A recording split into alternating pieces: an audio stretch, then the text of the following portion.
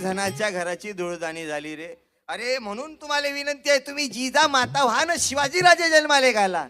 जिजा मातेच्या पोटात 7 महिन्याचा गर्भ होता. किती महिन्याचा? 7 महिन्याचा.